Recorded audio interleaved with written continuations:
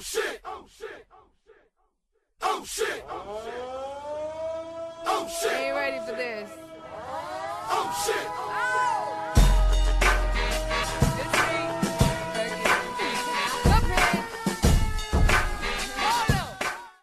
Alright, let's cut straight through the crap cake and get down to brass tacks, alright? You know what movie I just saw? It was...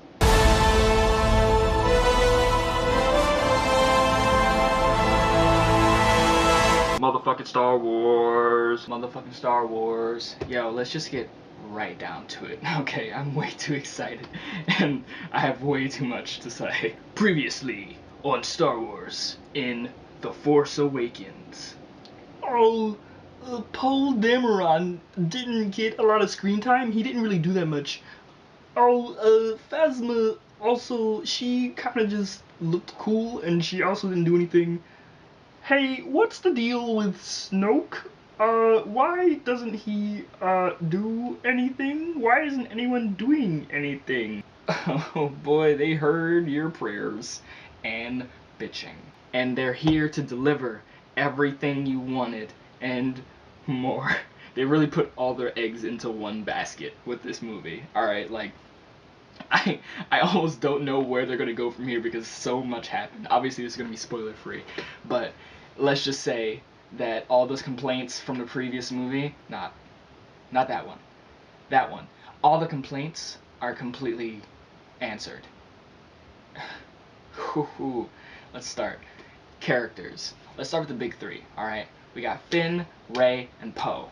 Let's start with Poe, because I love Oscar Isaac. And for people that wanted more of him like I did, we got that in spades. He is arguably probably like directly behind Rey as far as like screen time and like development goes. We get to see a lot of him as a character. We get to see a lot of his decisions and his motivations and his actions. Not like in the previous movie where you saw in the previews like his like entrance and then like where he vanished and then he appeared again at the end. Spoilers. It came out a while ago. No, he was in this whole thing and he did a whole lot and it was excellent. Who else? Who's next? Finn. Still has a very long way to go as a character. Still is very, very flawed. But John Boyega is the man, and he killed it. He was fantastic. And of course, Rey. Rey is Bae. What more is there to say? Bars. No, she was great. You definitely learn a lot about her as well. She grew a lot, and she's learning so much so quickly, and it's just wonderful to see. I just love her. Kylo Ren. Kyle Lauren, as Kendra would say, copyright TM Kendra. He's one of my favorite villains of all time. I like him more than Darth Vader. I'm not sorry. He's fantastic. Adam Driver is an incredible actor. I need to watch more of his movies, but I've only seen him in Star Wars. He is amazing. He just does a fantastic job, phenomenal. He's an incredible villain. Just absolutely great. And lastly, I'm going to go to newcomer Rose. She's the newest addition. It took me a little while to warm up to her, but she slides right in. She's a perfect addition to them, the group. She's great. She's awesome. I don't want to go too much into Luke or Leia, just because, spoilers, obviously, because there's a lot to be spoiled with this movie. Okay, see this movie as soon as possible because it's awesome. A, and B, there's a lot that happens, so much that happens, and so much that can be spoiled so easily. So either avoid the internet or watch this movie ASAP. So that's all I have to say about the characters. All great, all excellent. I'm going to go on to the plot. Absolutely unpredictable. I pride myself in being able to see where movies are going. Actually, it's a curse because I can pretty much see where every movie is going at any given point. Most movies these days are are just I miss the I miss Casablanca, I miss the hard-boiled detective with the hats and what happened to the white man. You can't see anything coming. There's no way, unless you have your third eye busted all the way open, or you have the script to this movie in your hands, there's no way you'll be able to see anything coming. Very, very well executed. The writing was razor sharp. My main complaint with the writing is the hills and valleys this movie goes up and down. It never gets too boring, because up until this point with every Star Wars movie, we've only really explored like forests and deserts and stuff like that. But with this, we get a nice little trip to a, let's just say, an upscale part of the galaxy, which is neat. But where this movie really, really shines when it gets to a really serious hilltop where I literally screamed in the theater more than once, like at the top of my lungs, and I was like shaking in my seat, like it gets crazy, is the lightsaber fights. I was gonna say the fights and then kind of add an amendium to say lightsaber fights, but I'm too excited. The lightsaber fights. Those are the best. I can't say anything. I don't want to spoil anything. It's so spoilable. The lightsaber fights. I would not. You'll know the ones. There's not that many, but they're so good. There's really not that many lightsaber fights. It's mostly like space, Star Wars. It's mostly wars in the stars. That's all I really have to say. I'm just way too excited about this movie. I'm gonna rate it now. I'm gonna give it a 4 out of 5. And again, I will reiterate this. It's a super duper high 4 out of 5. It's not higher than that because beyond my multiple nerd attacks, it didn't give me an emotional response. It almost did. It almost did. But it didn't. And that's only my personal hang up. I can see many people giving it higher than that, but I can understand why, but it's just my personal view on it. Very good. Do I think it's better than the first one? No, The Force Awakens. I think The Force Awakens was better in a lot of ways, but that's mostly because it was more or less a modern rehash of the original movie. Let's be real here. I think that's an established fact. Like, let's be honest with each other. It's okay. J.J. Abrams isn't listening. We know he is. He's always listening. But this movie was wholly original, 100% fresh, Rotten Tomatoes, and again, unpredictable. So that's all I really have to say about it. Fantastic movie. They did a lot. They did so much. They really put a dent in this plot, and they answered all of your prayers and questions with this. I am pretty much completely quenched. I'm satisfied. Can't wait for the next one.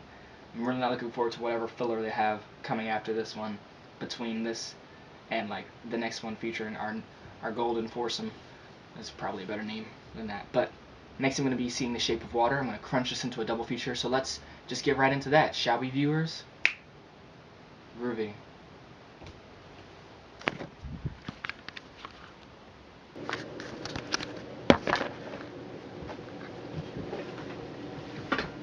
I always run over my toes.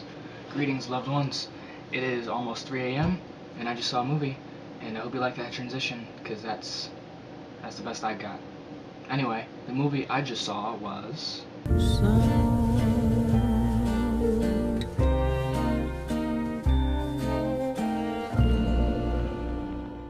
The Shape of Water, directed by your boy, my boy. And here's what I thought of it. This probably won't be too long. Let's start with the characters, shall we? Eliza stole my heart immediately. The main heroine. The trailers really don't do her justice. She is beautiful. She's captivating. She's interesting. She's just so much fun to watch. Just from the moment she gets on screen, she just steals. She was just perfect. I have no complaints about her whatsoever. She was just really, really interesting. Great main character. I'm not familiar with the actress, but she did a fantastic job of embodying this character. No complaints at all. Her neighbor was also interesting. He was just great. Very subtle acting. He was, I guess, the comic relief, but it wasn't rushed at any point or forced. It all felt very natural, very real. Their friendship was like palpable to me, and I knew very deeply into his character extremely fast. Same with Delilah, not so much. You get a little bit of her. She's played by Octavia Spencer.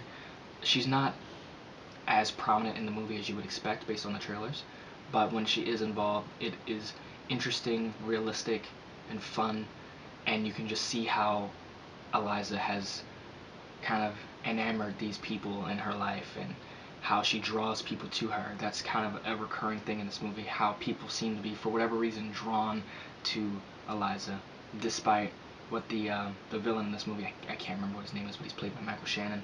He even says, like, you know, you're not attractive, but you're just so interesting. And it's like, it goes beyond just her physical handicap which is just that she's mute. It's beyond that. She's just wholesome and good and very unique and fresh and great. I just really loved her a lot. And getting back to the villain, he was also fantastic. Michael Shannon was he demanded the screen. He was very professional. Obviously, his acting and his character had such raw energy behind it. Whenever he confronted a person and they felt something, you were sure to feel it too. And it's hard to balance getting very deeply into a very specific kind of strange, weird, energetic character and not you as an audience member not becoming aware that you're watching a movie. But he was good without slipping into that caricature territory. He still felt very realistic, very grounded, but just quite he was still a character, but he still felt equally like a person, if that makes sense. The creature, of course, I don't believe he ever got a name, was also super duper cool. I don't want to give anything away. I don't know if there is anything really to give away, but he was very cool to watch. The effects, I'm not sure how they did it, but they did it excellently. Guillermo del Toro is a beast when it comes to these monsters, and he did the effects on the creature extremely well. And it was just, as someone who's in that field, it's just very exciting to see that kind of thing, that kind of work go behind a character and go into making a character come to life like that. I just never get tired of seeing it. The plot was unique. The writing was flawless. Every sign, every gesture, every motion, every action, every decision, everything had a very intricate, delicate meaning behind it. And I really respect that as a writer. It was just very tightly laced, and it was really the work of someone who knows exactly what he's doing. Guillermo del Toro has apparently been quoted by saying this is his favorite movie he's ever done, and I can see why. It's a very intimate movie, and you can tell that he's confident in what he's doing. He commands it. He just really controls the camera, the directing, the cinematography, all of it, with just very amazing zeal and presence. And it was just his diversity in his movies is just, it baffles me really. He makes movies like Pacific Rim, he makes movies like Crimson Peak, and he also makes movies like this. Diversity is, directors tend to have trademarks in their movies. Michael Bay has explosions, Quentin Tarantino has blood and nigger a lot. Guillermo del Toro has monsters, I guess, but even that is kind of a stretch because his movies go so far beyond just having a monster in it. It's you almost can't tell beyond just how expertly executed it is that he directed all these movies. And it's just, he's one of my favorite directors. I love him. And I was immediately drawn into this movie. As soon as it begins, it has a fairy tale feel to it, and it doesn't stop. It never gets cheesy. It never gets uncanny valley. It never slips into some kind of territory where it's not taken seriously anymore. Even when there's jokes, even when there's humor, even when there's just really, really unusual bits, you still are invested and you still take it very seriously and you're still very captivated by it. At least I was. And that's rare in movies and it's super duper refreshing. And I just left the theater so happy. And of course, the romance and the Fishdicks. I couldn't stop thinking of South Park thing. The Fishdicks. Everyone was talking about the fish's dick and the sex scenes and all that stuff. I don't know who lied to me, but there's no fish sticks in this movie. I hope you eat dinner beforehand because there's no fish sticks here. There is a lot of full frontal nudity, and there are some really gorgeous, amazing love scenes, and the romance is just so great. It's such a perfect. It feels like this is an adaptation, but I'm almost positive that it's not. It's just really heartfelt, and you can tell he put his all into this movie, and I really respect it. So sorry, no fish sticks, great sex scenes. That one was for Christina. She really wanted me to mention the dicks. Anyway, I'm going to get into the rating now. I'm going to go ahead and give The Shape of Water a 4 out of 5. I'm not generally into romances like that, and this movie feels very isolated, very personal, and it's not really something that I feel will appeal to everyone, I guess, because it does feel like you're reading his storybook. It does feel like you're reading like a romance, and that's amazing. And I don't know of any other directors who can say that they did that or will do that or can do that, but he did it, and it works perfectly for what it is. But I'm not sure if everyone will feel about it how I do, just because I jumped right into this, right out of this into like the end of Star Wars to meet up with my friends, and it was really jarring to go from like this very quiet, soothing, orchestral romance underwater to like big budget, high octane laser beam sword fights in space.